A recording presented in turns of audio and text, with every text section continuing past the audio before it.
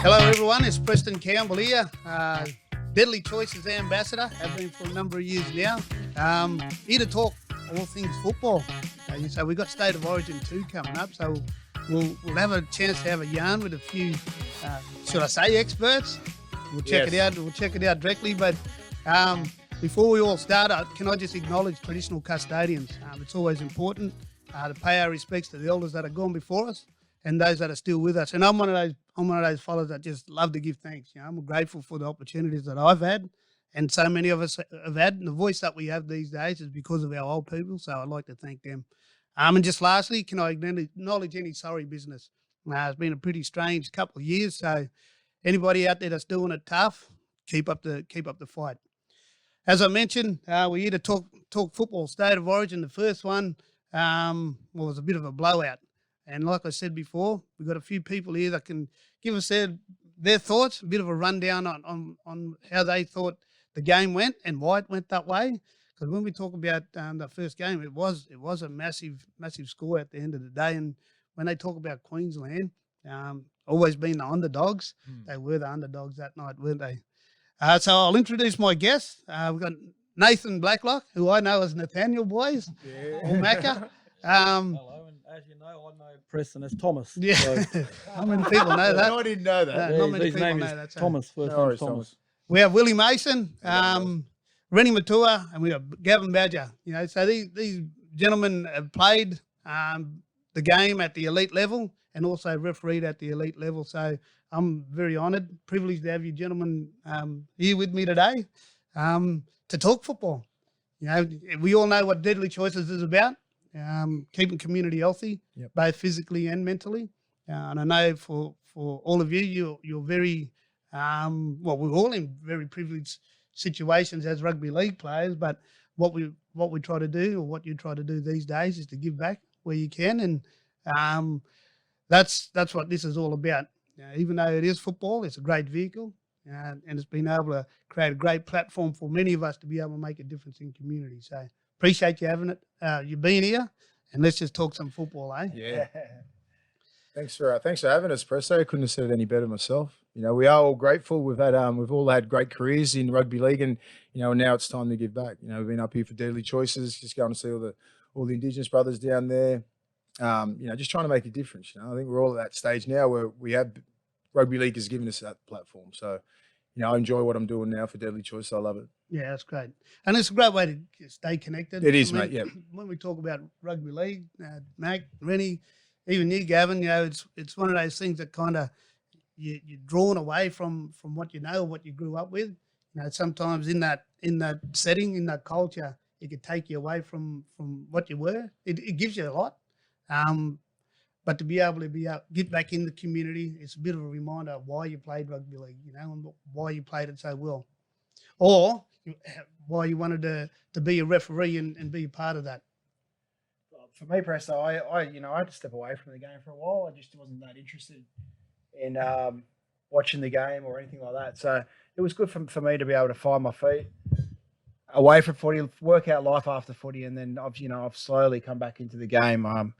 SG ball, I coached with John Sutton, and then from there, I got the opportunity through Willie and Hef to jump on Deadly Choices. Went out to Broken Hill, Coffs Harbour, played a game for Will Kenya with Tim. But yeah, it's that sense of belonging, that sense of community, and being able to give back and provide. So I was over the moon when I got the call to come up to Brisbane today, and looking forward to the next couple of days and getting out and seeing some people out in the community. So you tell us a little bit about yourself. We'll get Willie and Gavin and Nathan to just give us a bit of background. Where's Reni from? You played for the Bulldogs. You played for Parramatta. You went to England. You played for Salford Rovers. Lee. You played for the Toronto Wolfpack. Yeah. So been everywhere. A bit of a journeyman. Originally a Rabbitoh junior. Grew up in Housing Commission in Kingsford there, but I spent most of my time in Maroubra Beach. Surfing was my second hobby, So I still really competitive with John Sutton now. Actually, we surf every day, and I just watch. that's my sort of keeps me motivated to be able to stay fit and healthy. Yeah, but Dad's Samoan. He moved over from the islands to New Zealand and then moved to Australia and met Mum. Mum's from Tempe, Cogra area. They met. They've got 4 kids together. Like you said, I ended up at the Bulldogs, but originally a South junior. South wasn't in the competition when I got graded. They did come back into the competition, and I decided to go with the Dogs, and it paid off for me. You know, we won a premiership within 2 years, and I'm still living in the area. I don't think I've been offered a job on the Gold Coast. I might head up there, but at the moment, Sydney's home for me, and that's where all the family is, 10 nieces and nephews, and that's where I'm happy, yeah. So we need a few more New South Welshmen in Queensland, mate. Yeah, you're by yourself up here, bro. Mate, when I first moved up here, it was 2006, late 2006, and as you can remember, just that run. Yeah, Queensland out, you know, sorry, man. Sorry, I'm sorry. It was tough living here as a New South Welshman. So it's great to have you guys in the studio with me today. So Gav, Reni talked a lot about South. You know plenty about South. You know, growing up in the area. Grew up just up the road, actually. Grew up, born and raised Gadigal boy in Redfern. From descendants from Dungutty, so up Kempsey way. But yeah, grew up around Waterloo, Redfern, and rugby league. We talk about rugby league and giving you opportunities and stuff. I was a bit loose when I was a kid and stuff, and the only constant I sort of had through that was playing rugby league. And I was fortunate enough that I played with some good footballers, so I got into some rep sides that I probably shouldn't have, only because my mates were the good footballers in the side. It was like, if he doesn't come, we're not going to play. But that kept me involved in the game, and even through the tough times in my life, rugby league was always there. Like, I always wanted to go to footy. Like, even when I didn't feel like doing anything else, you know, I wanted to go and play with my mates and stuff like that. So it gave me an outlet outside of the other stuff I was doing on a Friday and Saturday night. So so fortunate enough that I did bump into some people that were quite good at footy and stuck friends with them, and that gave me the avenue then that when they all got graded, like they all got graded and were playing 21s at South at the time, and I got cut out of the flag side because they found out real quick I was no good. That I fell into refereeing, and it was just by chance, but it was a way for me to stay involved in the game that I love. And, you know, the opportunities I got off the back of that, like I said, a long career, 15 years as a full-time professional athlete, to say, as a referee, and, you know, got to travel the world, met my wife through that, you know, been able to, you know, live a decent sort of life that I probably wouldn't have been able to have if it wasn't for rugby league. So that's why it's so important for me to want to be involved in things like this, and make sure, you know, to get, you know, mob to, you know, live healthy and look after themselves and find something. You know, it might not be sport, it might be something else, but just find something that when times are tough, you know, there's your avenue and there's your outlet to go, you know what, this is what's going to get me up in the morning. You know what I mean? And I was lucky enough that footy was that for me. Yeah. I think and it's one of those things, you know, say you're a young fella, you know, your dream is to play rugby league. Sometimes you can't be a rugby league player, but it's a great message in something that you love so much, you can stay involved. You know, you become a referee. You know, some people become coaches. Some people become and people that I didn't like all that much, Willie, is the strength and conditioning coaches. Yeah, so there's plenty opportunity outside a rugby league player in the game, isn't there? That's why the game's so good. There are so many different opportunities to stay involved, and it doesn't have to be at the professional level either. You know what I mean? Some people are just more than happy to run their own local club, work in the canteen, you know what I mean? They're the backbone of our sport. And, you know, for them, that's enough, because that's what keeps them motivated. I know in refereeing, there's a lot of old guys that turn up every week to watch young referees to help them, to make them better. You know what I mean? And without that, they probably, you know, these are, you know, 50, 60, 70-year-old guys that just sit there all day Sunday watching referees. Yeah. But that's what keeps them motivated. That's what keeps them getting up in the morning, you know what I mean? And that's a completely different side to playing rugby league. And I'm sure that's the same with, you know, managers of clubs and, you know, like people who work in the canteen and people that just want to be around rugby league. So the game provides great opportunities. What's the best thing that you thought was being a referee, and probably something that's probably can be improved? The best thing, well, personally, the best thing is not waking up sore like these you fellas would have to do on a Monday morning. Although I did get knocked over a few times and did wake up a little bit sore, but things that can be improved. I think the culture inside refereeing, especially at the elite level, can be improved. I spoke to Ren a little bit earlier about it, that once you get to that top level, it's not like if you have an issue with a coach or someone else in that group, you can't go to another team. There's nowhere else to go. So you put up with stuff that you wouldn't put up with anywhere else, because you've got nowhere else to go. You work so hard. It takes 15 years from when you start to when you get to that level. Yeah. So you put so much time and effort into something, then you get there and you have a personality clash with someone, and it could all be gone like that. So you put up with stuff, and the stuff that you hear or stuff that's been said to you that you just put up with because you think I've worked too hard to lose this. Yeah. So I think the culture, especially at that level, could be much better. And I think sometimes we forget. I know as a player, you just play rugby league and you forget how tough it is for referees as well. I know sometimes, like I did my best to respect the referees. I didn't always respect the rules. How'd you go with that, Willie? Oh, sorry. I just get too worked up. Yeah. Didn't always believe I was in always the good rules, with badge, but respected them, But it's one of those things, I think, as a rugby league player, you forget how tough it is and how much they have to let go through to the keeper. Yeah, there's a lot of stuff said. I remember Selective badge, hearing. yeah, they do have selective hearing because back in the 2000s stuff, only the mic. When did the mic start coming in? Yeah, that was when Super League 90. Yeah, so and then they'd sort of cover their mics now when you come and have a chat with them because the words, the profanity that's coming out of some people's mouths, especially mine, at the refs, things go a little bit pear-shaped and you just lose it. Like you've all been on the field where it's heated and everything and I have so much respect for referees because they have to have an even kill because they can't come at you with the same sort of energy. Otherwise, you're going to be in a fight. Yeah. You know what I mean? Like, I'm not fighting you, bro. You know what I mean? But Badge was always good to me, and most of the refs, I always had a really good relationship with the refs because I always respected what they did. They knew what I was like as a player. I was a fair player and everything like that. I was quite intense on the field, but that was about it. It was always a mutual respect. I wasn't ever disrespectful to the ref or anything like that. Like I always talked to him with respect, but. You know that, Badger. I did. I'm not strongly question some. I just question things exactly the rules, and because we went through the same era, the rules were changing all the time on the run. And that's why I really feel for these young players now. They got to change their tackle tech. They got to change everything. So this whole what they've been doing for the last 10, 15 years, what they've been coached out the window. Just say if you're a 30-year-old player now, you've been doing this for 10, 12 years. You got to change your tackle tech and all that kind of stuff. So that's what's frustrating for players. So I understand from refs, players, fans, everybody. So, but it's going to take a couple of years to do it. And as long as they stick by these rules and be consistent with it, then everybody will fall into place.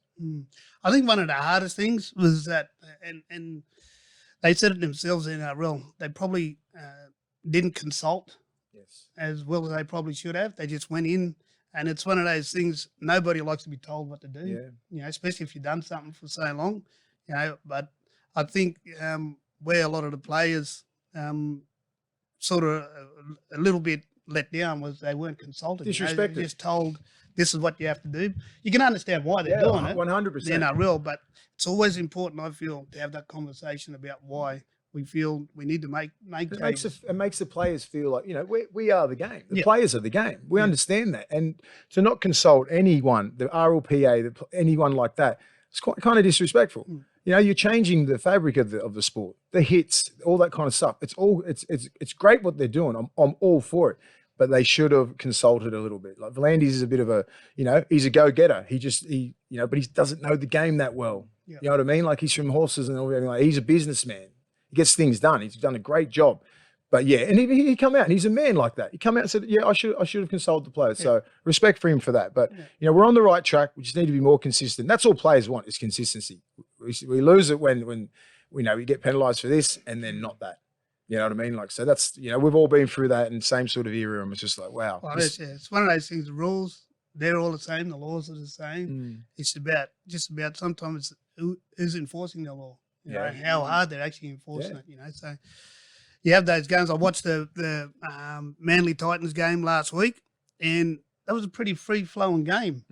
Probably too free-flowing in the second half, and Manly come home with a wet sail. But there was barely any restarts and barely any penalties, and it was actually apart from the blowout, it was a great game to watch. And we're right at the moment now, like the 10 in the bin is really costing teams. You know what I mean? Like you send some person off for 10 minutes, it's 8 to 10 points. Yeah, you know what I mean? So you send that one player off, just say for a high hit or something like that, and then one player gets away with that, and then another player gets 10. That's where people start blowing up because you rule it all the time. If you hit the head, you're 10 minutes in the bin. You know what I mean? That's all it is. It's consistency. So who has the final say on who gets 10 in the bin? If it goes to the replay, is it the ref on the field or the bunker? 95% of the time, the bunker will make the decision on penalties report sin bin send off because they get all the angles and have a look. You'll notice that the referees will try and buy some time when there's a player down injured and that there's suspicion that there's a high hit. So they'll just try and so the bunker can have as many looks as they can. Yeah. And then it's generally based on the bunker and what views they have. It's just too hard on field. It's impossible for a referee to make that decision. It's just too hard. It happens so quick, and mate, there's times where you don't even. There'll be hits to the face, and then player will go down. And you go, what happened there? And then you watch the screen, and it's just like so fast and so quick. You just go, I did not even have any clue that it was near his face. Yeah, it just happens too quick. The game's super quick. So quick. Lucky they have that video. Yeah. I didn't mind the video. Yeah. Give me 2 minutes worth. So just quickly, I mentioned the competition that we have. And so State of Origin 3, that you're going to have some people that have an opportunity to come down the Origin. That's if it's still on there. They're making some things there. But we got a few medical services that are involved in this. And anybody that went and got their 715 health check, as of the 1st of January, you're in the running to go into the draw. Flights and accommodation are paid for to go to State of Origin 3. I know that's down the track. Let's talk a little bit about State of Origin 1. Yeah. I know that was a long intro. That's all right. Long intro. And I'll give you an opportunity, Willie, and Mac to tell us a little bit about yourselves. But what did we think of the first Origin? Oh, so I think the first. If you watch the first set, usually traditionally in Origin, you barely get over the 30, 40 metre mark. You had, I think it was Saifidi took the first one, and then it was Trebojevic, Teddy, Latrell, Trebojevic, kick. It was easy 50 to 60 metres, and they just ran rough shot through their ruck, and they just lost the ascendancy, and they just couldn't get it back from those first couple of sets. We kicked, we belted him in a corner, Cleary was on fire, outside backs were on. Everybody probably played their best games, and they had to, and Queensland were way off that whole 80 minutes. There wasn't a part where I was at the game, I didn't hear, that Queenslander chant. Probably went for about 3 or 4 goes, and then bang, momentum changed again because we shut the crowd out. Yeah. They couldn't cheer. That whole thing. Did anyone go to the game? You were up there, Badge. Yeah, it was all Maroon. It was crazy. The atmosphere was insane. And I'm like, and that would have been New South Wales' plan. Get the crowd out of it and just stay up and just keep that momentum going. Everybody played a 10 out of 10 game. I thought our outside backs were brilliant. They're making well over 100 metres. Cleary controlled it. Our forwards were running hard. We out-enthused these blokes up there, and we just played way better than them. And they could not get in the game. For you, Willie? I think Latrell still. Yeah. Tom Trebojevic, everyone's been talking about. I think he's outstanding. I think he's the best player in the world at the moment. But his tries were backing up most of it, where Latrell was getting that one-on-one stuff. He was schooling gags, inside, out, right palm, left offload. He was just causing havoc, and that's one of the hardest things. If you're one-on-one in the centres, you'll get inside help and outside help, and you're still getting beat. He's just such a talent. He scored 2 tries. He set up about 3, but he really got him on the front foot. The forwards set the platform, but once they give the good ball to that kid, it was game over. And then, Tommy Turbo on the other side, just absolutely killing it. Brian Toto, he got over 200 metres, Brian Toto. His first 6 hit-ups, he made probably 10 metres. They picked him up and drove him back, but he just kept going and going and going. That kid is so tough. Then, it made guys like Teddy and Addo-Carr look like they had subpar games because those other blokes were just on fire. I can't say to anyone in that team that played bad. Liam Martin come on, did his job. Payne Haas was a beast. Junior Paulo was a beast. Everybody did their job. It was outstanding to watch because I haven't seen it that much in the last 15 years. It's a strong. It was awesome. It was great to watch. It was good to see Queensland whinge and just it was great to see that because I could actually walk the streets. Yeah, he got his bench right. Yeah, you got it right. The luxury of putting Jack Wyden on when Cleary went off to get stitched. The impact Junior had. Who was the other front rower that came off the bench? Payne Haas. They just picked up where the 2 starters left. Probably made more of an impact than the 2 starters. That's important. Wow. I've never played Origin, but you got to get your bench right. It is so important. You need to go to another level. I played a lot of bench, so you always told lift the intensity, bring it into halftime at a strong rate. So I think he got his bench perfect. And once they won the middle, like Mace has pretty much said, once they won the ruck, the game was over. Cleary had way too much time. The back line had way too much time. It's too hard to stop. And one thing I love too is Tom Trebojevic. He had a opportunity just to just roam the field, just push up, reload, just push up, and having him with high kicks, you want him there to catch the ball. You know, if you need a tall fullback, so he's starting to read the game, so he's seen opportunity where Latrell is. So okay, Latrell's going to create a havoc over here. So you know what, I'm going to push across push up the field, and if I push up the field, you know, I'll just score a try up in the middle of the field. I haven't seen that for a long time. Ting, so you were brilliant at that, and so are you, Presto. What are they thinking? Just say if you're on the wing or fullback, like, and just say you played halves and everything like that, but you two popped up everywhere. So if it's on the other side of the ruck, Tommy's probably thinking he's got that anticipation because he plays fullback at Manly, right? Yeah. So does Latrell. So they know the timing off the forwards and where they're going to go. It's brilliant to have those kids in the team. Imagine having those stars in your back line. They see the game so open. So when someone makes half a break, bang, on the left, on the right, where you guys used to pop up brilliantly. You know what I mean? They're just playing eyes up football. So good to watch. As soon as they made half a break, there's blokes pouring through holes. And like Tommy in that would just, his timing is ridiculous. Yeah. Latrell, he can create so much with his footwork and his strength, and like he can go outside, inside, beat you on his inside foot with the palm, everything. So can Tom, beat you with his right foot, left palm. He's got so many skills. Like it was just like, it's one of the best back lines I've seen New South Wales put out there for years. Right. Yeah, but you're right. You know, but what is it? So I'm asking you two, like the timing of it. What is Tom thinking when he's on the right side of the field? You're in the middle of the field. They've gone over to the left side and they've made a break, like Latrell was making breaks over that left, and then that right side was just pushing up. Is that what you naturally think your eyes up all the time? I think a lot of guys that are good at that is just one thing is you can't coach it, but it's one of those things that you pick up over time. You can't chase the ball. Like if the ball's going side across, you don't chase the ball. You don't follow the ball. What you do is you meet the ball. So the ball meets you. You know. So if you look at it, a lot of the best wingers, a lot of the best fullbacks. Anybody, Cliffy Lyons was one of the best support players. Terry Lamb. Terry Lamb. They just ran a straight line. Yeah. That's all it comes down to. You know, for a lot of, especially as a young person, when you're sort of immature in footy terms, you tend to follow that ball a lot. You know, and where you're a forward, it's just what you do. You have to follow the ball because you might have the next hit up. You know? So it's not really about you being a support runner. Although you've seen it happen. But yeah, no, you're the king at it. You're the king at it. You brought up perfectly when you said they both push up both sides of the ruck. So what he's doing is he's anticipating. So when opportunity comes, he's anticipating the opportunity. So he sees Latrell do half a break. He'll say, I'm going to push up here because our boys are pushing up, so I'm going to push up as well. And he's starting to read the play, you know, not just on his side counting tackles. He's actually looking up saying, there's an opportunity here for me, so I'm going to push up and play footy, and I'm going to be at the middle of the field because they know if I push up, they're going to have that inside support from me.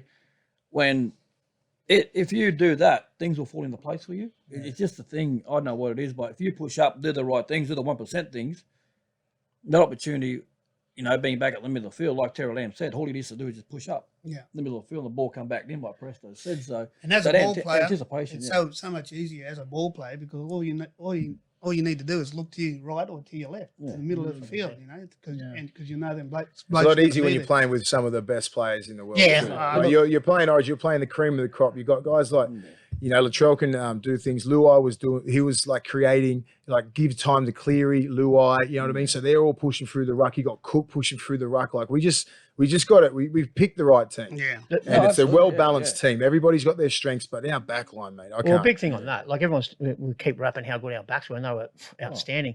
But that doesn't happen unless you got your Tarek Sims and that just bashing that ball up through the middle. I thought Tarek Sims, like, there was if there was one player in the New South Wales side who had a bit of heat on their selection, it was probably Tarek, right, going into the game.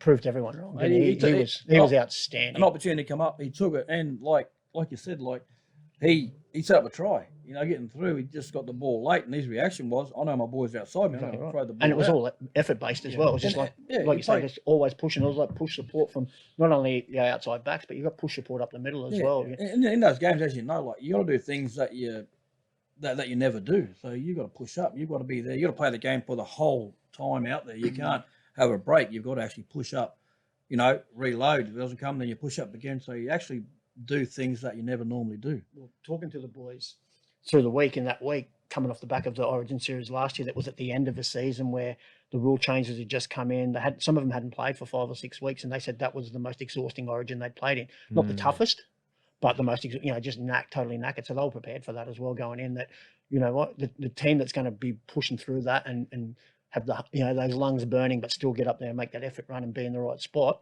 whether it be a Latrell or whether it be one of Daniel Saifidi or something like that. They were all prepared to do that, and it showed. And one thing about you can defend set plays all the time, but these guys just played eyes up rugby league, and It's the hardest to defend. it's hard to defend. Absolutely, it had that unpredictability about them, so it's really good.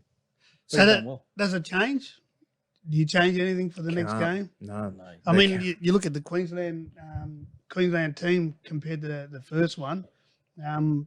It's changed up a little bit. A lot of changes. I think losing Welsh in the first 15 minutes really their ruck just got blown apart because he's from Melbourne. He's not the flashiest player, but he does all those little nitty gritty 1%ers. He wrestles good. His defense is outstanding. He finds his front all the time. That would allow guys like Tino to get on the back of him and Jai Arrow. But now he's back. They put Tino back to 13. Yep. They've put Fafita back to the bench, and Jai Arrow's in the back row. So that pack looks a lot better. It looks a lot better.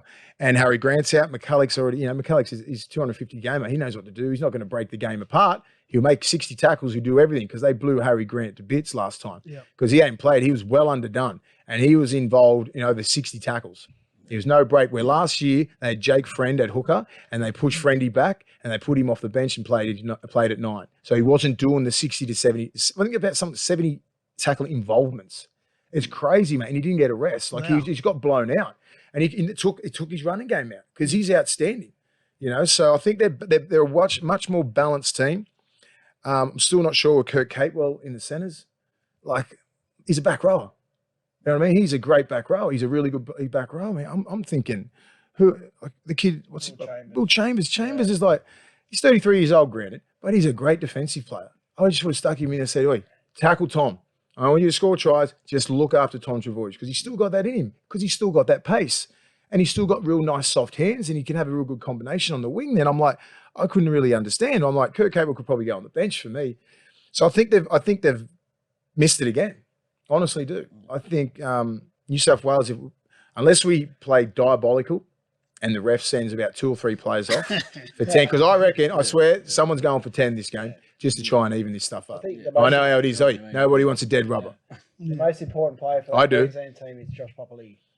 Yeah, sorry, Big Papa coming back, Especially for all those young forwards. He's almost like a father figure in the middle of the field when it gets tough. You look along the line, you think, Papa's here. We've got it, So if they can nullify him, shut him down, they'll go a long way to winning. But Papa is the one that scares me the most. What about? Sorry, I forgot about it. The young kid, Reece Walsh. What do you think? What are your thoughts on throwing the young kid straight in the deep end? Oh, mate, honestly, Tom be looking at that thinking, man, we're going to bomb you. You're not going to be right there. But I'm worried about like obviously Cleary kicks outstanding. They're going to kick straight to him, and that gone are the days where 6 people chase. No. There's 11 people in front of him. I hope he go. I messaged him. I told him just a few words, but like, just I'm a bit worried because regardless if he you're a small fella at the back there, you can find your front. You had that real late footwork. He doesn't have that footwork like you. They're going to get in front of him. They're going to pick him up, and I think they're just going to drag him back, regardless if he can find his front with the ball. Good ball. He's going to be fine. I just worry when they're going to keep kicking to him and they're going to just beat him. I want him to play good. I want him to play outstanding because he's a great young kid. He's the future of the game, the face of the game. Is it too early? I'm not sure. I'm not sure. There's 7 games. 7 games. Absolutely. He's only started 4 games. Yeah. You know what I mean? He's straight into the court, and it's the timing of it. It's like New South Wales are grown men. You know what I mean? They're men. There's a lot of little kids in this. He's an 18-year-old kid. He's going to get Latrell's an angry dude on that field, man. Oh, Tom, the wingers. You think what happens when they kick left and Tarek Sims is running down there? You know what I mean? I think that explains why Kurt Capewell stayed in the centres because that back 5 coming out of the back end, they'll have the carries. Capewell, Gavin. Yeah, but Capewell's leg speed is nowhere near it. Take those tough carries. So they're keeping big bodies there. Kyle Felt over Coates. Yeah, I agree. He's going to carry the ball back stronger than Coates. Yeah, you're going to find Freddie's probably going to get Cleary probably put bombs up the like Welsh because he's such a short man. You got Tom and that. They're going to come. They're going to take that ball, take it right over his hands, and everyone pushing up, ready for the offload. So, it's not even about like trying to put those big hits on. They're just going to get in front, hold him up. Yeah, he's only got 80-something kilo, and they will pick him up. That would be their plan. Yeah. You know what I mean? That would be Yeah, my plan. yeah. I know how Freddie You're thinks. right, no, I you're right. know what it's Don't- like in Origin. There's yeah. no rules, man. Don't let We him don't find the care. front. Don't let him find the front. Pick him up. Don't let and him just find take his him front, back. mate. Yeah. And if he does, it's a surrender. People pile on top of him. Do you know what I mean? Like, so it's going to be hard for him. He gets through this. I mean, I think he's ready. I think he's going to be an Origin player. Maybe it's a little bit early. We'll find out, but hopefully he gets through the game like- unscathed. But Badge, as a referee, how would you be looking at, Oh, watching that? you know he's going to get targeted. Yeah, You know yeah. that. So whether you overanalyze that or not, I don't know. But you got to understand the difference in this game is that, like we spoke about Christian Welsh before, he's also their main kick chase as well. So, Cleary's not going to have the same amount Kick of pressure, time. you mean? Yeah, kick pressure. Sorry, he's not going to have the same amount of time as he did in game one because Welsh was off pretty early, right? So he That all comes down. changes a bit. That changes. That a all bit of comes timing down of to it. the ascendancy in the middle of the ruck. If we blow their ruck apart, no one's getting to Cleary. Yeah. Nobody. You know what I mean? If we can do that, if we blow their ruck apart, no one's going to get to him. He's going to put it on a dime. But if they wrestle, and the only way to nullify Cook is if you dominate Junior Paulo and Daniel Saifidi and Tarek Sims. Easier said than done, but you can get Cook out of it. As soon as he gets quick play balls, he's done. Everybody pushing up through the ruck. That's the way New South Wales are playing. Eyes up footy, quick play the ball, one marker down, Cook's done. He did it in that first game. He created so much. But if they look after the front rowers, and then they're in a fair, they're going to be in it. But that's got a massive job for Welsh and Big Papa, and I think they can do the job. They can do the job. Then you got Jai Arrow, great defender. Felice Kafusi, one of the best right side back rowers, defenders as well. Then you got Tino who can roam. Yeah. And you don't have to put pressure on him as being that second leader. Taking that second hit up, take the third, take the fourth, get a quick play the A little ball. bit wider It's or a something. different. Get a little bit wider because he's not that sort of kid yet. It's only his second year in first grade. He's only played for 4 Origins, you know what I mean? Still a rookie kid, really. He needs Big Papa there and Welsh out there so he can be that third prong. That's what happens. And if they play to the game plan, they'll be confident in beating us. Absolutely. That's it. They got that jersey on, mate. They expect to win. They go into camp expecting to win. They don't go in there going, they've forgotten about that 50-point. Totally different team, totally different moment. That's their mindset. I'm not like, I want New South Wales to win. I want to sweep them. You know what I mean? But I know I've been ambushed up here before and I've got trauma still, and I know what sort of team they have, and they have a team, if they really, really play their best game and we're a little bit off, they can get us. But if we're on and they're on, we still win. Well, you're right. Whenever you write them off, they end up coming back stronger and actually winning. They find a way to win, don't they? They all just Look dig at in last and- year. I was going to say, like, last year, Oh, like, it's everyone weighed them off. Like, they come back. It's going to be. It's going to be a good good. It's game. been forever though. It's been since the 90s. Since me watching the Origin, they always Yeah. found a way. Yeah. Always, Mark Coyne's try still haunts me. Yeah. Yeah. Oh, Marcus Coyne. And anything, but even like looking at last year's game 3, like how'd they win that? I was just going to go back to last year. You talked a little bit about Kurt Capel. He was probably Outstanding. Yeah. Outstanding. the best player in the But he series. was marking up against Isaiah Yo. Yeah. You know what I mean? He's going up against Turbo, or he's going to go up against Latrell. Different beast. And then, like you said, like it's going to put pressure on him to get on the outside. When he goes in the outside, then he's going to hold the sideline, and the winger's got to come in because he's got no faith in. Yeah. Like, come on, man, you got to get there and stay on your feet. Like, you know what you mean? There's a lot behind there that They're going to have to all play their best games. I know Yeah, that to get up. They're going to have to play their best because we're going to be on. Yeah. If we're on, I usually go just say 1 to 17. If we're on, if they're on 1 to 17, we still win because I think we have better players Yeah. in key skilled positions. We didn't have Latrell and Turbo last year. Yeah, That's you're the right, key. yeah. I mean, you talk about players. Does Suncorp, Yeah. does that make a big Yeah, difference? bro. You Oi. know, They don't drive down Presto. Caxton Street. It's terrible, man. I've got nightmares up there. I've won one Origin game up there. One. I've played there like 6 or 7 times. One. And it's a different animal up there. It's times whatever was up in Townsville by about 4. Yeah. The atmosphere, the hatred towards us, the vitriol walking down the street, they pour out of pubs on game day. Like it's mental. It'll be something else. And these kids who haven't played Origin, they only played just say in Townsville like the Totos and Luais. It'll be another shock. Yeah. It'll be another shock because the crowd is that extra. That's when that Queenslander chant goes for 5 minutes instead of 5 goes. Do you know what I mean? Like they're going to be behind these guys, and it's up to us again. Take it out, take a crowd out because it's like the 18th man up there. They get one roll on, one big hit. They're waiting for David Fafita to throw people off. He didn't touch the ball for 13 minutes. That kid needs to get involved. He's one of the most dynamic, powerful runners I've ever seen. That's why he's on the bench because he didn't do anything last time. He's going to come off the bench. He's probably going to go in the middle, not set on an edge, get through the middle and run. That's going to be simple instructions for him. He sat on that left edge. if you're on an edge, there's no edge in Origin. You get in there, you touch the ball in that first set of 6. There's no sitting on an edge waiting for that pretty ball like he does in the Gold Coast. Yeah. It doesn't happen. So he's got probably a set rules for him, like the amount of minutes that he's going to play, and he's going to be dynamic off that bench because he's that sort of player. You've got a lot to do with him. He's one of the best ball runners I've seen. I want him with the ball. I want 20 touches out of that kid. He's got so much skill. So much skill. You know what I mean? I would do that if I was at Gold Coast. Like I'll be like, go to 13 for a little bit. Let's put Tino out on the edge. Yeah. Give you 20 minutes, both sides of the rucks, because he can play both sides of the ruck. You sit him on the left edge, you game plan for him. You dominate that ruck. You take care of Fafita easy. The middle's dominated the Queensland's middle. Fafita's not going to do that job. Yeah. So it's a big role for him, and that's why they put Jairo on the bench. Yeah. I mean, starting in front of him. Yeah, you need Dave. You need Dave busy. We need Dave with 20 touches, bro. 20 touches. Pretty simple blueprint for Origin. It's run hard. It's not hard, mate. This is the hardest game, yeah? simplest game. That's what they did in Game 3. They ran harder. They tackled harder. Yeah. This is that's the Queensland we're going to see on Sunday. They're going to be brutal. Yeah. I mean, everyone, people get, all, looking at the last game, 50, we're going to sweep. Yeah, we probably should, I think, but I know what Queensland's like and how much spirit they got in that jersey and faith and the amount of pressure on these kids. They're going to turn up. You hit the nail on the head. They're going to turn up. It's all about, like I said, spirit. It's about that. They've got that, man. They put that jersey on. I'm friends with all these, all these players. JT, I know what they're like when they go into camp. They don't expect to lose to us. You give that jersey to a rookie like Reece Walsh, you're expected to do a job. Exactly like Billy Slater did. And before Billy Slater, exactly like the kid did before him. Yeah. You're expected to win. That's the sort of culture that they've built. And that's what scares me. Because I've been on the end of some of these hidings at Suncorp. Yeah. And we've had a gun team.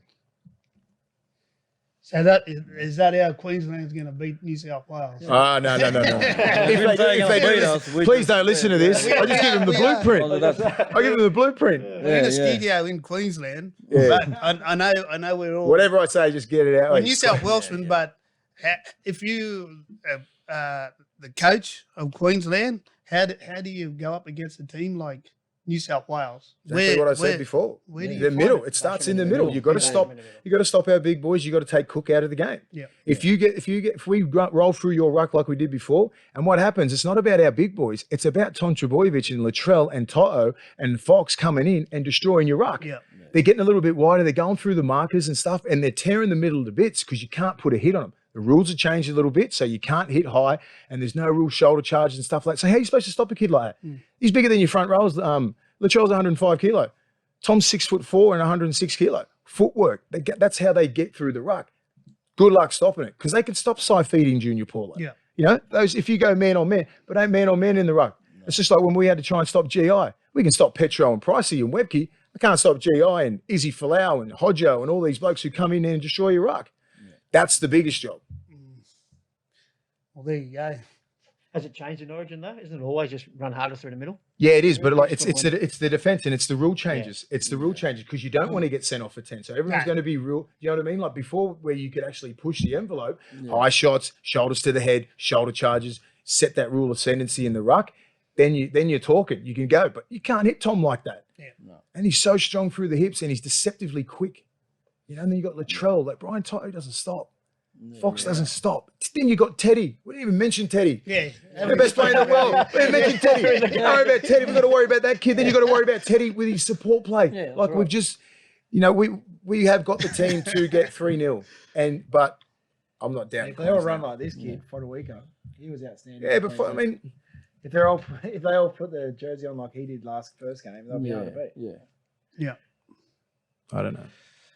Honestly. I don't care. Honestly, don't care if we sweep him. I want us to sweep him, but I'm very, very wary of what happens when Queensland's down. Yeah. I've been in this position. Yeah. I know if Cam Munster's a 10 out of 10 game, he's capable of it. DCE's got a good one in him. You know what I mean? You got Gags and, like Big Papa, Tino, like they've got a good side. We've just got more class. They will match us in the forwards. Our outside backs are outstanding. Yeah. They are on another level. That's the one. That'll get us. And Cook's on another level. But they can nullify Cook if they dominate the ruck. Yeah. And then the middles have the hardest job in the world. So good luck, Queensland. Well, there we go. That's a lot. A lot of yarn. A lot to talk about. It's really good, yeah. So just lastly, who's going to win? New South Wales 13 plus. 13 plus. 13 plus, I there you go. think Queensland will come out. They'll go down fighting. Yeah, If they go down, they'll go down fighting. Yeah. I just want to end it. I want to end it. I just want to end it now. Especially in Queensland. It's good for the ratings, game 3, but I don't care. Yeah, I you're don't right, care. yeah, just- That's just- uncalled for. yeah, Come yeah, on. last game. Oh, man. It's going to be a great event. Fred, Second- so one little stat. Freddie's never won a game other than the first one up there. He's never won at Suncorp. Nah, never. No. That's the first time There we you won go. in Queensland in Townsville. Yeah. Yep. So that's that's a There you big go. one. Some So stats for you, I Reni. don't know if he's going to be playing on his. You all right now? Yeah. Yeah. Clear headed? Feel better about Yeah, myself. okay. We're done. Yeah. That's a wrap. Well, in that, yeah, like the thank yous for coming along. Thank you, Presto.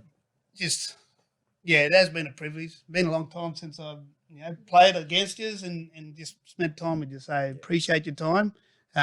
State of Origin, you all heard it here, folks. Go to Blues for 3-0. You reckon, Willie? come on. Yeah.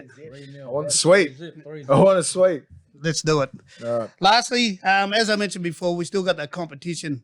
So if you haven't entered yet, get down and get your 715 health check, and you go into the draw to win a all And we'll be there. expenses. Lunch with yeah, us. yeah. Lunch with us. Yeah, down- get a down- feed down with- at home. get a feed with these Captain's guys. Run, flights, accommodation, tickets to the game, lunch with a couple of Origin players. It's a great thing. I went to it last year. It was magnificent. People from Wilcannia were at Wilcannia about a couple of months ago. We seen the mob out there, so it was great.